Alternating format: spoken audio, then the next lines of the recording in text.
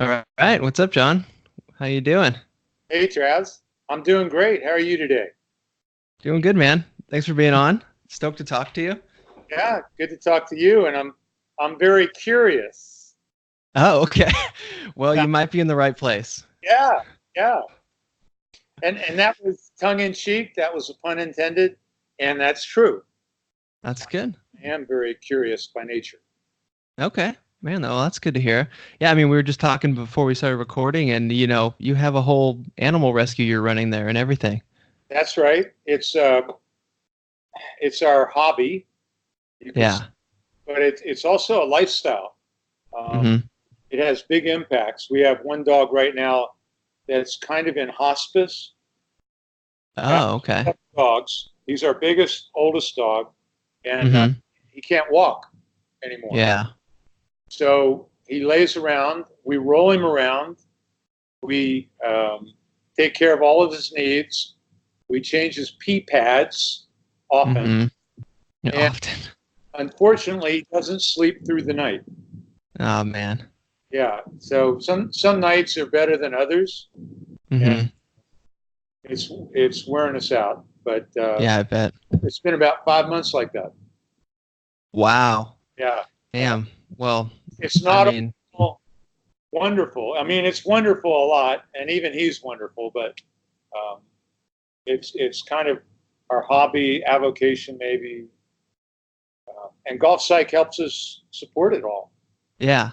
Yeah, no, that's awesome that you have the ability, I guess, and time to do something like this that is a hobby and passion of yours. Because, yeah, I can imagine it takes up takes up a bit of time. Yeah, yeah. Yeah. Chores, evening chores, and then whatever else needs to be done Hmm. keeps us busy. Right. It also makes it impossible to travel. Oh, yeah, that's a good point. It's hard enough. We have one dog. It's hard enough to travel with her, or find somebody to take care of her. So it's To walk into this and handle it, no. pretty hard. Yeah. So, So is so for several years now, most of our traveling has been individual. Deborah right. home while I travel. I'll stay home while she travels. Hmm. Uh, so it's hard for both of us to get away together. Yeah. Yeah, that's tough. At least you have kind of you two are a team, so you can at least do the individual travels if you need to. Yeah. And we also retired from traveling on tour a few years ago. Uh-huh. If we were still out there, we used to be out there full time on Yeah. the PGA Tour, the LPGA, and Champions Tour primarily. And with that travel, this would be impossible. There's just no way. Hmm. And Right. we got burnt out on that travel. 20 years of it's more than you. And so we tapered off to the point where last year we did not go to one professional event, not even the ones in San Antonio, which is, only 30 miles away. Right. We're still getting new tour clients. In fact, Hmm. we're getting clients from the Euro Tour and the Challenge Tour in Europe.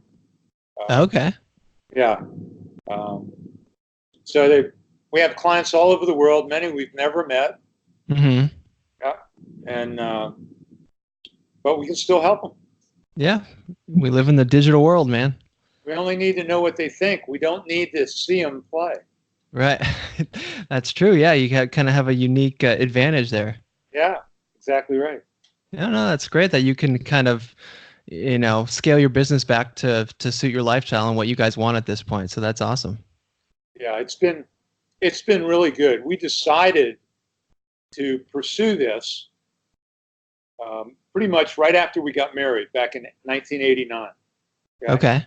and Deborah was already a licensed counseling psychologist, and she'd done her first study to earn her doctorate in psychology, a study of the LPGA players, Okay. their personalities. That's how she earned her doctorate in psychology. Wow. At that time, that was in 1981. At that time, there was no sports psychology degree. It didn't. Hmm. You couldn't go to any kind of program and get pass a sports psychology. So that's the way you did it. You did psychology and you pushed it to sport, and that's what she chose to do. And amazingly, she was able to get the professional ladies to participate. You know, Uh-huh. her dissertation committee said, pick another group, you'll never get them to participate. But Deborah's Deborah's really smart, and she's stubborn, and she said, no, I'm going to do it. And then Uh-huh. she got a little serendipity. She met Carol Mann. Carol Mann is an LPGA Hall of Fame golfer. Okay. Okay? The LPGA Hall of Fame is the toughest it's the toughest Hall of Fame to get into. Oh. Okay? So it's pretty prestigious. Yeah. And Deborah met her in California, and Carol said, nobody pays any attention to the LPGA. Mm-hmm. This would be good for us. And she encouraged the other players, and that's how Deborah got enough players to have a very statistically valid study, I see. Okay. a real scientific study. So So what? Yeah, what was that study about? Can you tell me about that? the question was, is there a difference in terms of personality between the frequent winners on tour, Mm-hmm. other players on tour? To get to that level in golf, your physical skills have to be really good. Right. So everybody out there is a very good player, and everybody out there has had some pretty good success. But yet when they get to that level, the very top in golf, some of them win a lot, like Carol Mann. Mm-hmm. Others never. They have a whole career, they make enough money to stay out there, but they never win. Yeah. And so Deborah asked the question, is there a difference? And she discovered that on 8 personality traits, the frequent winner group measured different from the other tour players. And the level of, she measured 32 personality traits. Uh-huh. 8 of them distinguished the frequent winners from the other players. And the level of statistical distinction was at the 95th percentile and above. Wow. Yeah. So that means that for those traits, they were The 95% and above different. the frequent winners measure here, Uh-huh. and players don't. Okay. Okay. I see. It's that clear. This is Wow. almost black and white. Yeah. This isn't like other studies you hear where they say, well, if you do this, behavior or eat this, whatever, you're 3 times as likely to get cancer, right? Mm-hmm. And then you look at the data and you find out, well, your odds of getting cancer are like 1 in 10,000, and if you eat this stuff, they're now 3 in 10,000 or 4. Well, yeah, that's 3 times as much, but you know what? I'm not changing my behavior for that.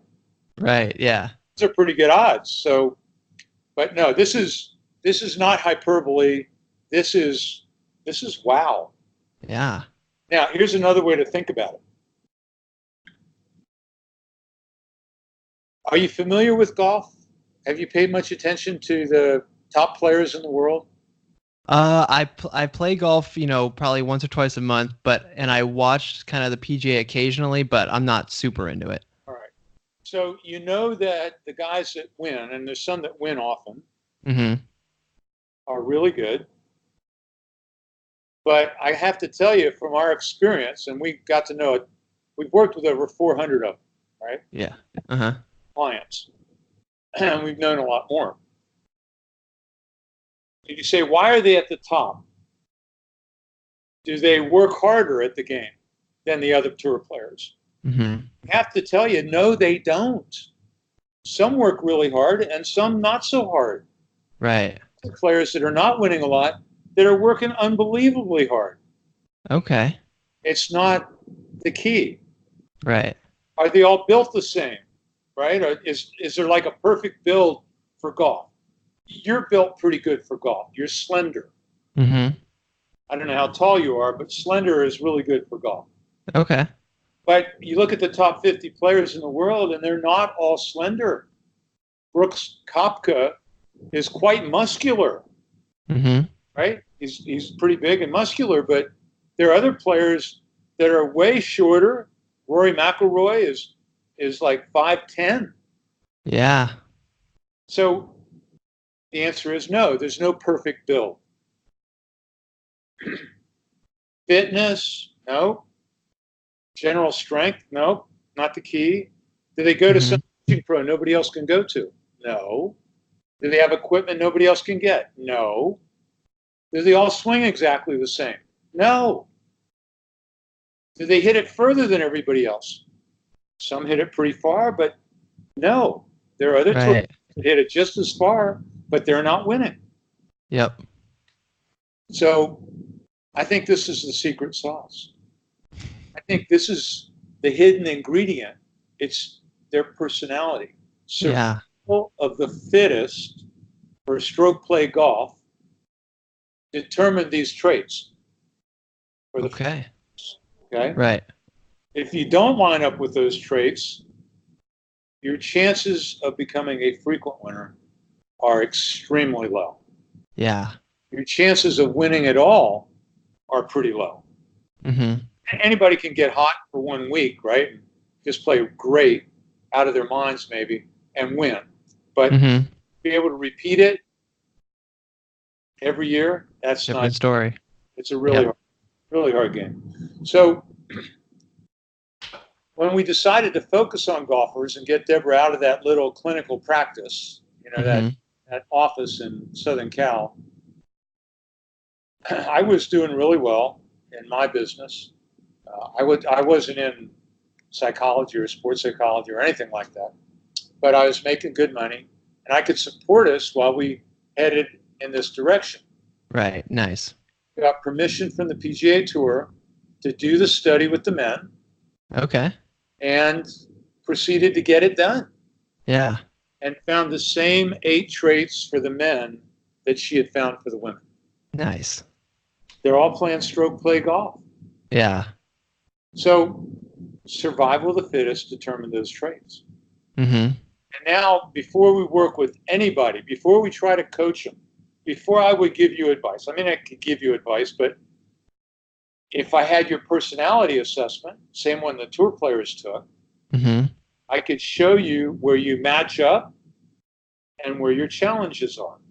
Okay. I could coach you based on those areas where you don't line up so that you can operate like the frequent winners when you're playing, when you're competing. And Right. that's in a nutshell what we're doing. Okay. Interesting. So I guess can you tell me what the 8 personality traits were? Sure, sure. I'm going to just go through this is not a hierarchy, Uh-huh. but this is the way the traits are laid out by Dr. Raymond Cattell, who developed the personality assessment we use. Okay. So in this order, on a scale where you have introverted versus extroverted, a 1 to 10 scale, a person that measures 5 or 6 on that scale can be extroverted at times and introverted at times, roughly half the time, right? They're kind of blended. Right. Makes sense. The further to either side, the more they are that way. Okay. So a 1 is extremely introverted. Mm-hmm. 10 is extremely extroverted, right? Okay. So that's their universe.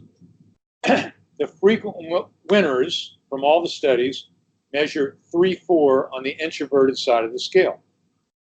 So that means they are slightly to clearly more introverted than the average person that would measure 5-6. Okay, I see. Right. So that means that they have a very good ability to narrow their focus, block out distractions, keep their attention right here, Mm-hmm. and they do it easier than anybody that's towards the extroverted side of the scale. Okay. But they didn't measure 1 or 2 on that scale. Yeah. Extreme introversion is not the key. Okay. Oh. There can be issues. The people on the extreme introverted side, they can focus like crazy. But golf is diabolical. The things that you naturally want to do are mostly wrong. Hmm. Okay. So those extreme introverts are going to try to focus and think about the game constantly and maybe think about their swings. And maybe they go through their checklist and all their swing keys every time and they set up really careful and all that stuff. But when you do that stuff, it makes it harder to play Mm-hmm. because you engage your left brain thinking about things that don't actually help you be athletic and hit the ball solid. Right. Makes sense. But the ball just sits there, right? Yeah. We can think about all kinds of stuff. That's one of the things that makes golf so hard. So, above average introverted, able Mm-hmm. to further focus, be more inwardly focused. That's number one. Number two, on the scale of concrete versus abstract thinking, where abstract thinking is on the 10 end of the scale and concrete's on the 1 end of the scale, the frequent winners measure average to slightly above average on the abstract side. Now, what does that mean? Concrete thinkers have let's call it a simpler way of thinking. One thought leads to the next thought, leads to the next thought. Okay, kind of Mm-hmm. we say a train of thought. Einstein was a concrete thinker. Okay. He took that train. We're still finding out he was right. Yeah. It's amazing. 100 years later. Yep. On the high abstract side of the scale, these are busy minds. Somebody that's high in the abstract scale, they come up to a golf shot, and there are so many variables, and there are so many different shots you could play in that situation, and they can see them all. Mm-hmm. Now you got to decide. You got to pick one. Right. You have a limited amount of time to decide. Mm-hmm. Okay.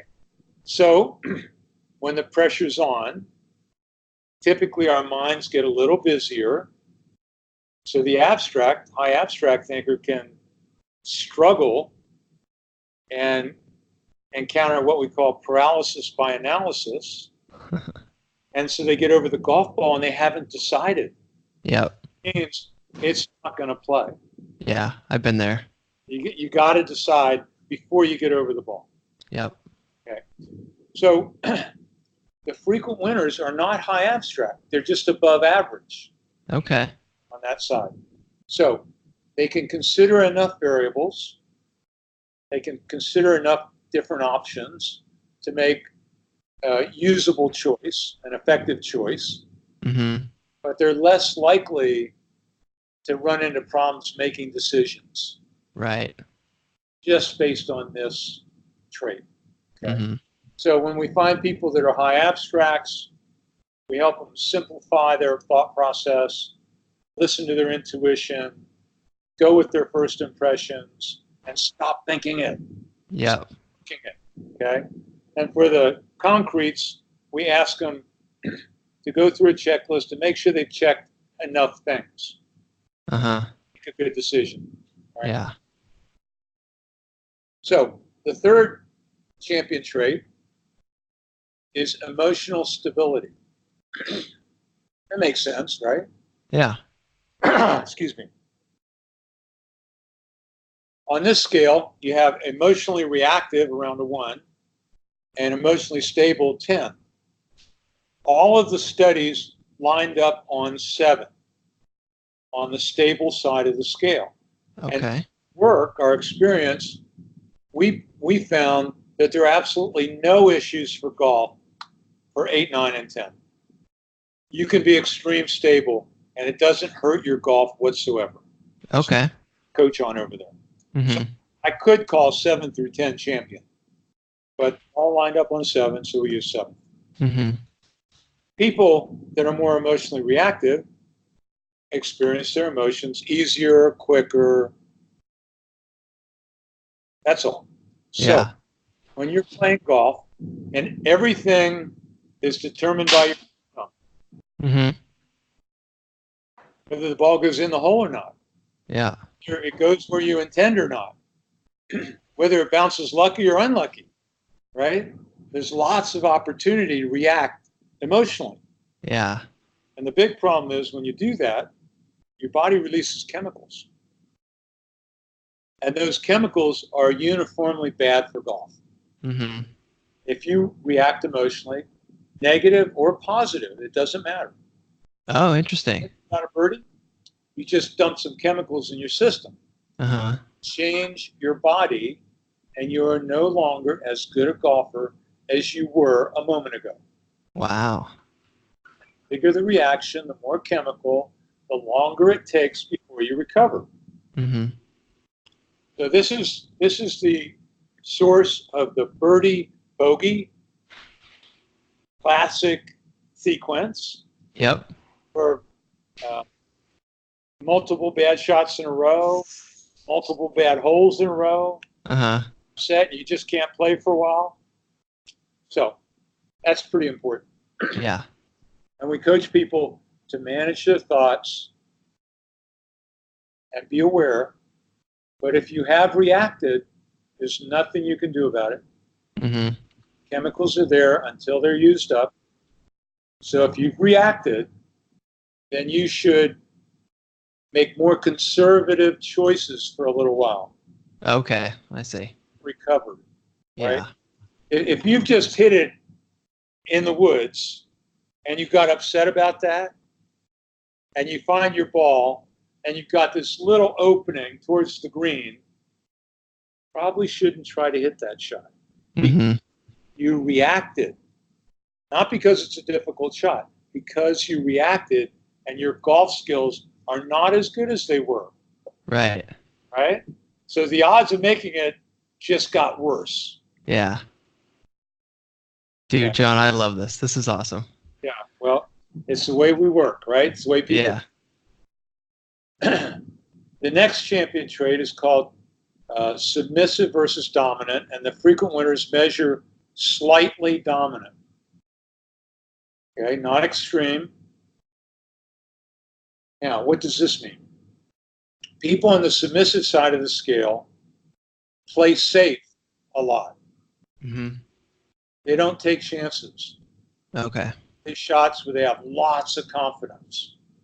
They don't take enough risk to score. Okay, and when the pressure's on, they play safer. Okay, on the dominant side of the scale, the high dominance, they're trying to overwhelm a golf course. They're trying to hit it further. They're trying to, you know, make the score, make Yeah. make it happen. And unfortunately, in golf today, the commentators on TV are talking about this concept they call bomb and gouge. Okay. Meaning, hit it as far as you can hit it. And if you end up in the rough, it's okay because you're much closer to the green and you're strong enough to hit that ball out of the rough and control it. Okay? Well, the little guys on tour, they can't do that. They can Right. hit far, but playing that good shot out of the rough is not as easy for them, right? Mm-hmm. We don't recommend it. Yeah. Ouch. If you're Phil Mickelson, who's probably a 12 on this scale, for it, he wants more distance, but he's got a magic short game. Yeah. So he can get away with it. He's won 43 times. Yeah. Yeah, he's won a lot. He's in the champion group, Okay. but he's too high dominant. Mm-hmm. He's thrown away his best chances because he's made those dominant choices when he had the opportunity. Yeah, totally. don't always work out. So the next one is called tough-minded versus tender-minded. The frequent winners are clearly more tough-minded than the average person, probably than most of the other tour players. Okay. Tough-minded means logical, rejects illusions, matter of fact, selfish, and self-centered. Okay? Tender-minded, on the other end of the scale, is caring of others, affected by others, right? Mm-hmm. Struggling, you'll feel bad for them, right? It'll distract you from your game, kind of stuff. So, Right. this is an individual sport. Focusing on your own game is pretty important. So, the coaching is worry about your game, don't worry about their game and what's happening with them. If it's your best friend that's choking their guts out, Mm-hmm. worry about that, and you cannot help them. Yeah. You got to say to yourself, I can help. I'll help them after the round, but right now I'm focused on my stuff. Uh-huh. So for tough-minded, is that another one where you can be extreme on the scale? You can be, yeah. Okay. You could be extreme, and generally that doesn't hurt you for playing golf, Uh-huh. but it does hurt you in your relationships Yeah. with other people. I can imagine, yeah. Think about the tour players. They all have teams of people Mm-hmm. around them, helping them do what they do. They have a swing coach. They might have a short game coach. They typically have a physical therapist. They typically have a trainer. They have a sports psychologist. They have a manager. They have a caddy. They have a wife, Yeah. a lot of them, Mm-hmm. kids, Yeah. family. So if they're super tough-minded, they create problems in that side of their life, which then affects their golf. Yeah. Some of the really tough-minded guys, they're in a divorce, whatever, things aren't going well. When they go to play, it's their escape, so they play fine. But it doesn't help them solve the problems. Yep. We had one player that's super tough-minded, and he went home at the end of the season, and he was surprised to walk in the house, and there was no furniture and no family there. He didn't realize how bad things were at home. Oh, geez. Yeah, he was surprised. Yeah. So that's too tough-minded. So we coach people to be tender-minded off the course. Some. Yeah. You need those relationships because those people help you do what you're doing. Totally. But on the course, tough as nails. Yep. About your game, you don't care about anybody else. That's tough-minded. Then we have the most important of the 8 champion traits, and that is self-assurance versus apprehensive. That's Okay. the frequent winners measure 3-4 on the self-assured side of that scale. And we always tell people they measure more self-assured not because they've won a lot. It helps them win. They were Mm-hmm. already there. Strong self-assurance means you like yourself, you believe in yourself, you trust yourself to be successful, you expect good things. That's your perspective. Okay? On the apprehensive side of the scale are people who value themselves based on external things. So, how much money they make, Mm-hmm. the car they drive, the neighborhood they live in, the club they belong to, their golf score is all super important and determines whether they're happy or not. Mm-hmm. So you can see how that would put some pressure on their golf. Yep. They hit a bad shot, it means they're a bad person. And often they start bad, negative self-talk, beating themselves up. Mm-hmm. They miss a shot. Yeah. Remember emotional stability? Beating themselves up, Right. experiencing emotions. It's not going to help them play Yeah. the next. And they get another bad shot. So now we're piling on. Right? Yep. So competitive golf is really hard for people that are more apprehensive. They work Mm-hmm. really hard on their games. That's what we find often. They work really hard on their games, and quite often we see more tough-minded as a compensation for being so apprehensive. It's how they survive. I see. But they really need to develop more self-assurance. It's the most important of the 8 champion traits based on our experience. Uh-huh. I almost don't care where you score on this scale. I want you to get more self-assurance. It's just, there's no negatives. It's all good. Uh-huh. Better health, better life, better relationships, better at your job, better at your golf, Mm-hmm. better for your family.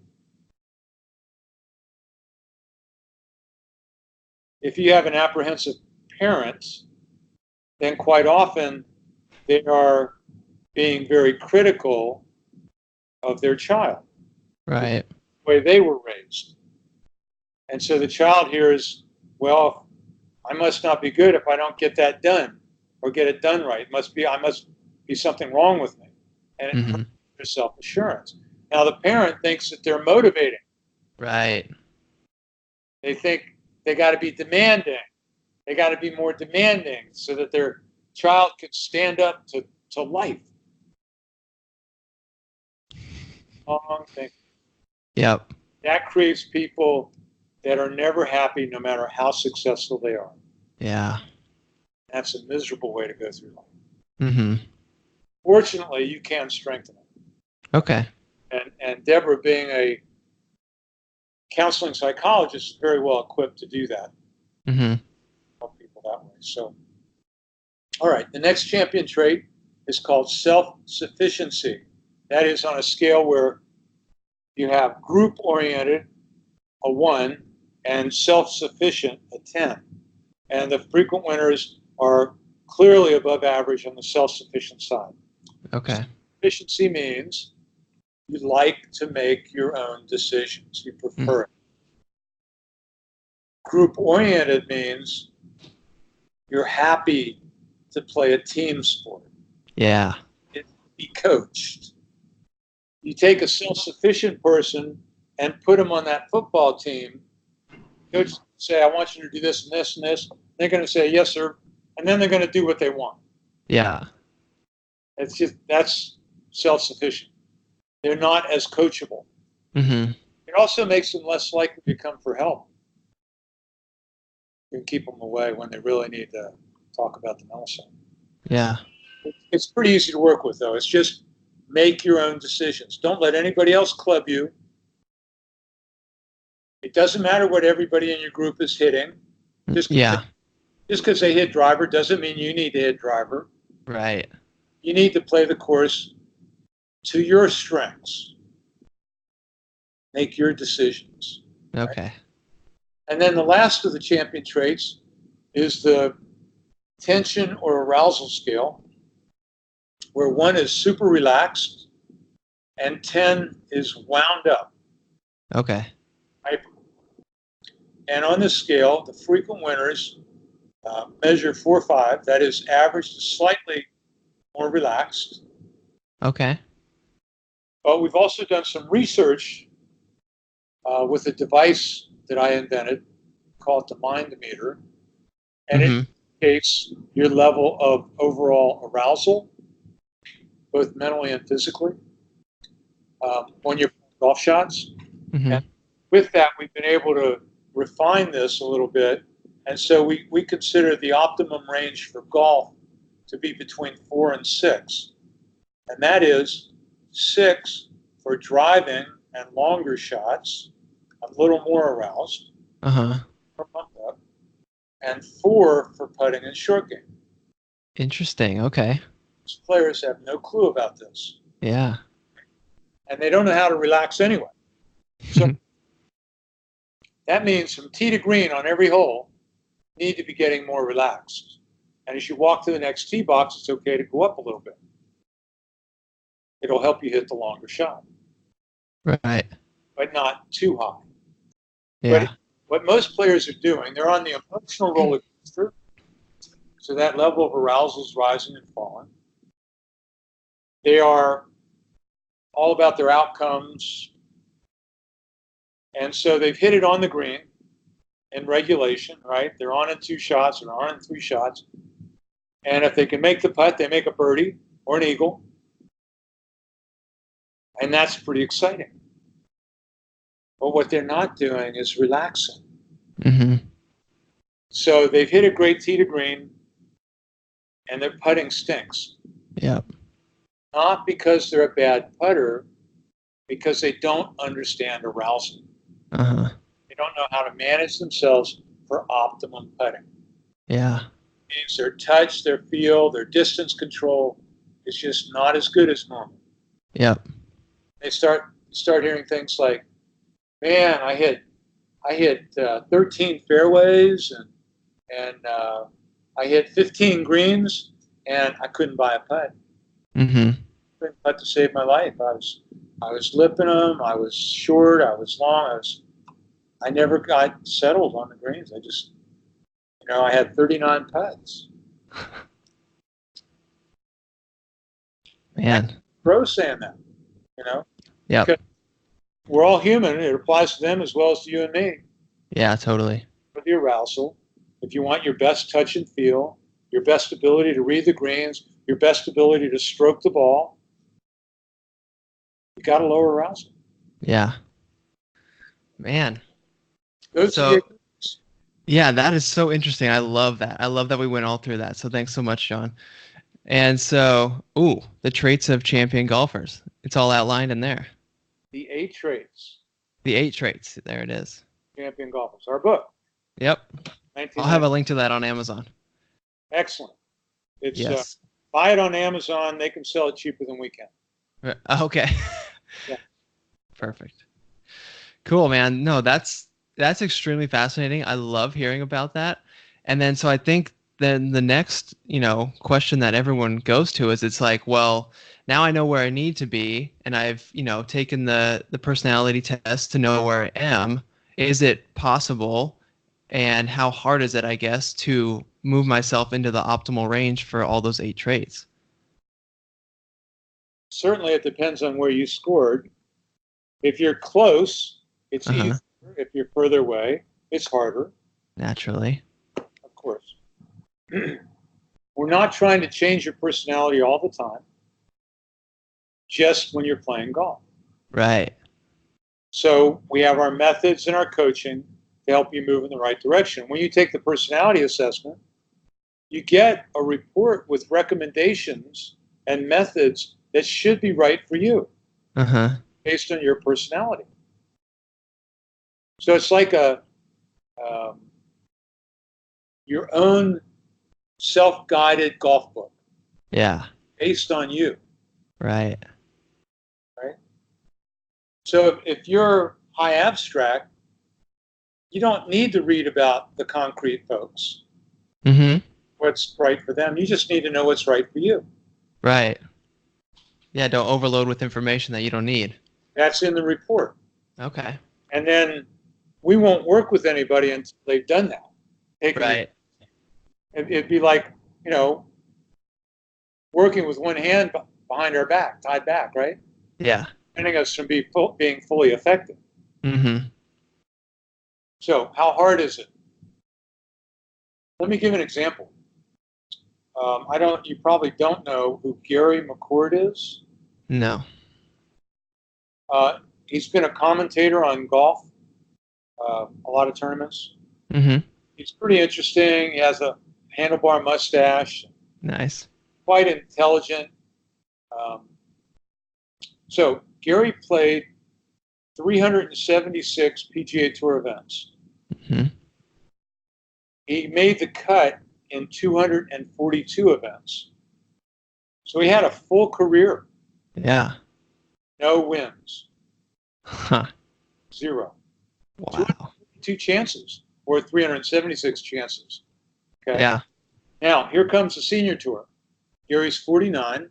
He's known us for a while, but we haven't worked with him. And he's commentating. He's making good money. He's enjoying that part of his life.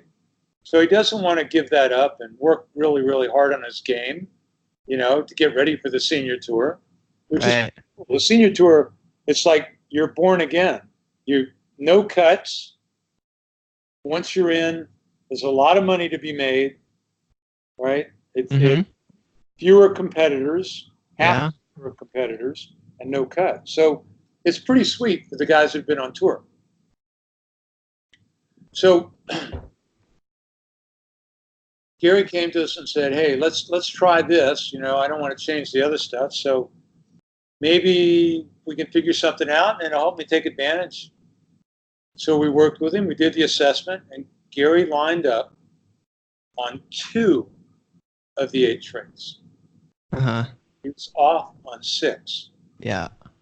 And his biggest challenge was high abstract, Okay. very high abstract. Okay. And so we worked with him on that. We coached him on that.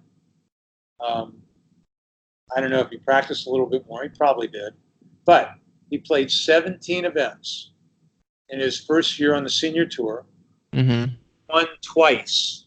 Oh my gosh. Won twice. Yep. Same guys he couldn't beat, 376 tries, and now he can beat them. Yeah. Yeah. And anybody that follows the senior tour knows those guys can play. Yep. It's like they turned 50 and suddenly they couldn't play. Yeah. Some guys Dude. back and forth. But that was the impact Yeah. of understanding the best ways to think, learning how to do it yourself, and applying it. Mm-hmm. Yeah. Yeah, I think this was on your website when I was kind of researching this that I read something to this effect that like, and you'll hear this as a golfer, people will say it all the time that the game's like, 80% mental or 90% mental and everything like that. But then, yeah, everybody just focuses on like a swing technique or different things like that. They'll say it and then they won't even focus on the mental aspects, which is crazy. It makes no sense at all, right? When you Yeah. get that, you say, I just had, who was it? I just had an older gentleman who, came through our website, Mm-hmm. contacted us, had some questions, and has been struggling with his game. He's a single-digit handicap, Okay. and he's got his handicap down, but now it's starting to move up. He's not scoring as well as he was just a little while ago. Uh-huh. And his comment was, I've worked on the physical stuff to the point where I feel like it's pretty good, and now it's time to work on the mental. Mm-hmm. That is very common thinking Right. among players and teaching pros, and it's wrong. Yeah. It's flat wrong. If you could do some good mental work with a beginner, they will develop faster, they'll enjoy the game more, Mm-hmm. they'll get better faster, and their mental will get stronger and stronger. Yep. Versus this approach where beat balls, make sure you do it like this, put it on video, get the least little bit of, oh, you're over here, you need to be over here, kind of stuff. And then when those people try to play, where are their thoughts? Their thoughts are on the swing. Yep. They're not on the ball to the target. They're thinking about make sure of this stuff. Well, your neurological system is not fast enough to control the golf swing. Oh, interesting. Okay. The way you swing effectively, you practice a lot, you develop your swing. What you're doing, Mm-hmm. you're training the sequence of signals. Mm-hmm. You're creating a program. Right. So to swing, the program runs and the signals happen in the right sequence Mm-hmm. to the right parts of your body to make it work. Makes sense. When you try to control the swing or monitor the swing, like you're thinking about, okay, make sure I get to the top or don't, up here or something, you're throwing more signals that are disturbing the program. Mm-hmm. That's one problem. The second problem is that the time it takes a signal to go from your brain to your thumb, tell it to do something, sense it's doing it, out and back, Mm-hmm. 250 milliseconds. Okay. That's a quarter of a second. Not very long. The golf swing for the tour players, from takeaway to impact, ranges between 0.93 and 1.23 seconds. Right. How many round trips could you make in that period of time? 4 to 5. At the most. Yeah. You're not fast enough because the signal goes out and you've already moved an eighth of the distance. Yeah. Comes back, you moved another eighth, right? No, you're not fast enough. Right. So would, like, when practicing, would a kind of a way to go about it, maybe this is what you teach, would be to, like, on the driving range is kind of maybe when you focus on your swinging technique and everything like that and grip and follow through and stuff, and then when you're on the course is when you try to practice the mental side of things? No. You're close though. Okay. Right. You're thinking about it right. Uh-huh. Part of your practice is mechanical Okay. on technique. Say 50%. And 50% of your work on the range and the short game area and practice area is play style practice. Where Okay. you're doing a full mental routine and you're playing a shot just like you do on the golf course, Mm-hmm. pretending you're on a golf course. You have a specific target. Before you play it, you've defined what's acceptable, where the green is. Right. You have a shot in mind. You see it, you feel it, and you play it. Mm-hmm. Where did the ball go? Did it go good? Did it go somewhere else? Went good? Great. If it went somewhere else, where did it go on that hole? Mm-hmm. And what would the next shot be? I You don't see. play the shot over to try to perfect it. That's Okay. mechanical practice. Pretend you're on the golf course. Keep score. As soon as you keep score, you put yourself into the same mindset you're going to have when you go on the golf course. Okay. Keep score. Interesting. Yeah. And All then, finish with play style. oh, okay. So Yeah. that had that be the second half of your practice routine? For example, if you're hitting your 5 iron, you're working on your 5 iron Mm-hmm. over and over and over. All right. Before you put the club away, play some shots. You don't have to do 50-50 there. All right. Mm-hmm. Play some shots. Okay. And then move on. Right. Before the round, before you compete, before you play your round and you want to play for score, there should be very little mechanical thought. Okay. Very little. Yep. Loosen up, warm up, relax, get tempo and rhythm, and then play shots. Yeah. Maybe the shots you're about to play. Okay. Yeah. Play 5 or 6 holes on the range and then go to the first tee. Mm-hmm. Just a seventh hole, that's all. Yeah. Started. And that's what you feel. Right. And then, so this stuff, I mean, obviously it's very useful for, professionals and everything, but this can be used by everybody who's in the game of golf, right? Everybody. Yep. We found it to be very helpful at every level. Mm-hmm. Every level. 20 handicap, 30 handicap, In fact, the high handicappers can find a lot more shots on the mental side. Mm-hmm. I imagine so. Often they're playing golf swing. That's all they're thinking about, and it messes them up. Yeah. And then they get frustrated, and that messes them up. Yeah. So we get them thinking better, and it starts working better. And boom, 10 shots right away. Mm-hmm. It's not unusual. Yeah. Man, dude, John, I love this. I find this super fascinating, and also like I really want to get started and try this on my own to do this personality Sure. trait test and everything because it's awesome. It is. It is. Cool. So It will change your golf, yes, dude, I can't wait. and Okay, so we're it may let's change your life. yeah, I can see how this would, like any of these traits. I think this you said there were like 32 total traits in this personality exam. Yeah, like I could see how just kind of knowing and being aware of that would help you in your life outside of golf even. It's our secret agenda. Yeah. It is. We get a junior golfer, they're competing a lot. It's pretty important. They want to go to college. Mhm. These methods will help them everywhere.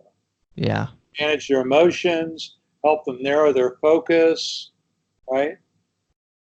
Yeah. It's Totally. all good. Cool. So where how can people start? Where should they go to find more of your stuff? We'll have your book linked up for sure. Also, Golfpsych.com. Anything else? no, that'll do it. Okay. You could go to our Facebook page. Okay. You know, if you go to our website or our Facebook page and you fill out the contact information, then you also get any emails we send out. You'll get on our Okay. list. And we send out articles on a not too frequent.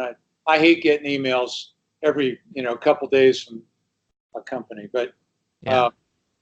yeah, you'll get a couple good emails, maybe 2 or 3 a month. Mhm. That could be helpful. Yeah. Cool, man. Awesome. So before I let you go, I want to ask a question about and just to kind of get your perspective. Would guess you probably get asked this question a lot, but like, what is your take on like what kind of the whole Tiger Woods situation and what happened with his game and everything? There are, and you're right, we do get asked that a lot. Tiger Uh-huh. is certainly very well known Yeah. and incredible. He's done Mm-hmm. some incredible things in golf, and he's fun to watch. It's good for golf. Yeah.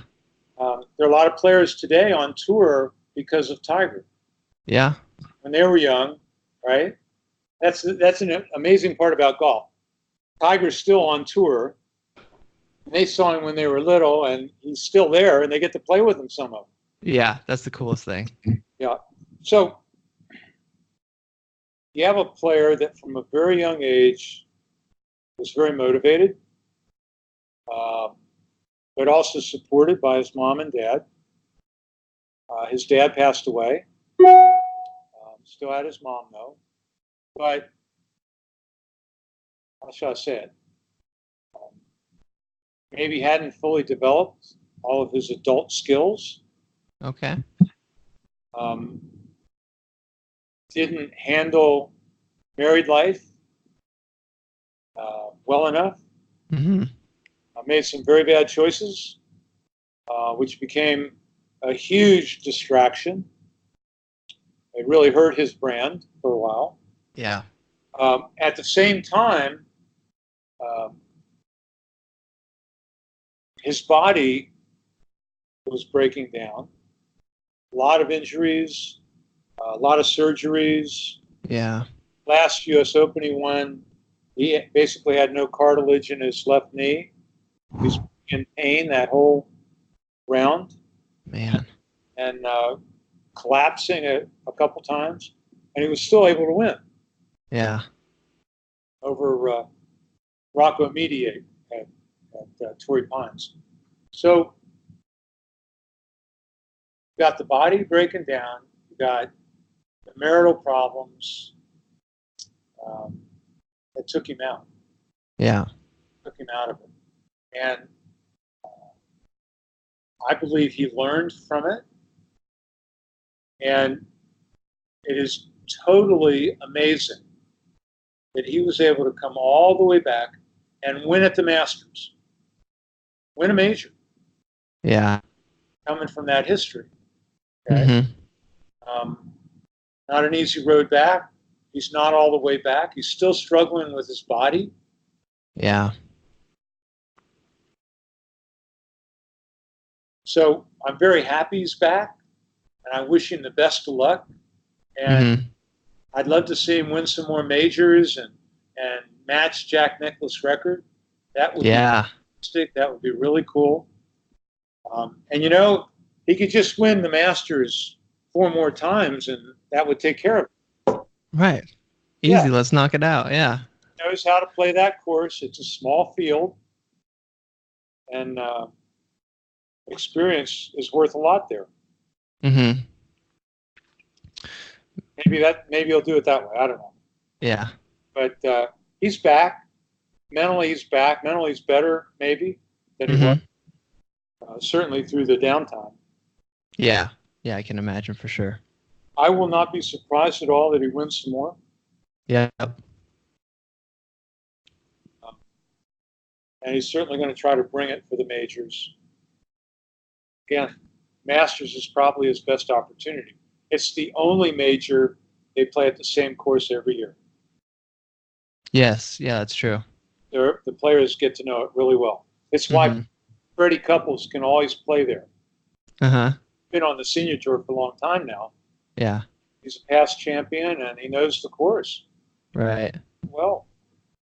So, and then I guess just I want to let you go, but just because I'm curious, just to jump back real quick, back when kind of like, I mean, when Tiger won at Pebble Beach by like, I don't know, he was like 10 strokes ahead of the next guy or something like that. Like, what was going on there? Was he just like intimidating other guys, or was it him as a perfect storm of I think something? 15 shots. Okay, 15.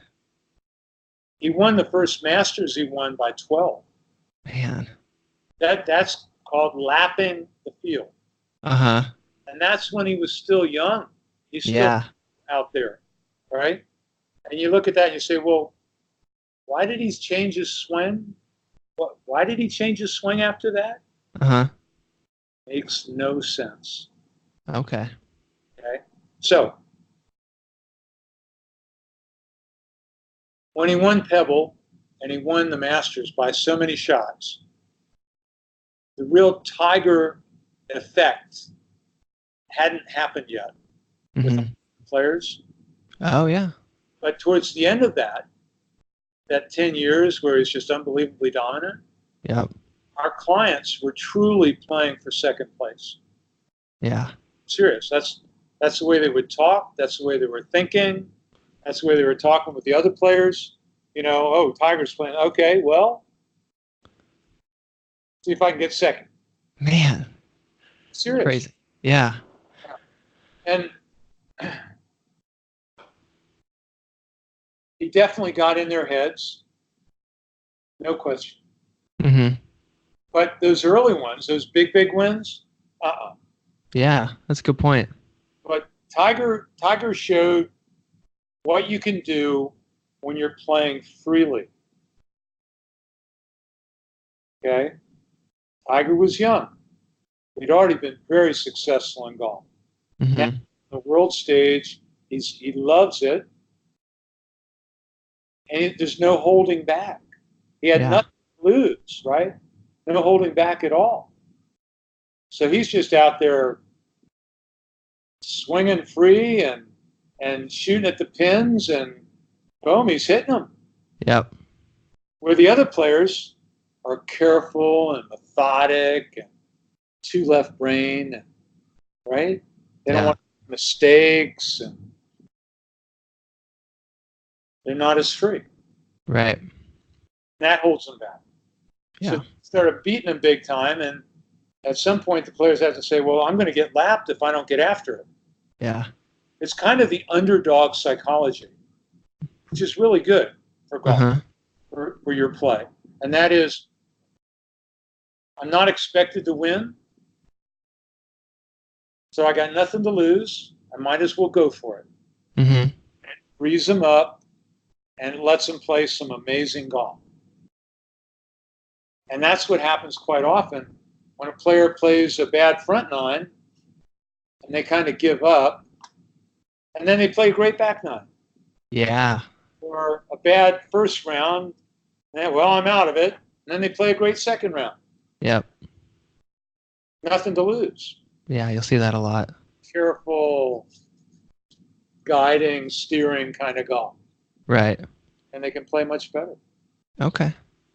Interesting. No, thanks for sharing. I was interested on your take on that. So, man, well, cool. Thanks, John. Seriously, awesome. I'm gonna buy a couple copies of your book for myself, for my dad, and my uncle and my cousin, and we're all gonna read it, and then we're gonna go golf together. For the golfer in your life, man, Dude. benefit. Yeah, it's fun. Even just a little golf site helps. Yeah. There's a bunch of free articles on the website, on the blog, Yeah. that should be very helpful. We didn't hold back, and they don't cost anything. Yeah. Perfect. Cool. Well, yeah, for anyone listening, we'll have the links to all that stuff in the show notes. People can click on it and check it out. And yeah, thanks again, John. Appreciate it. Very welcome, Travis. It was fun. It was great. Cool. Have a good one.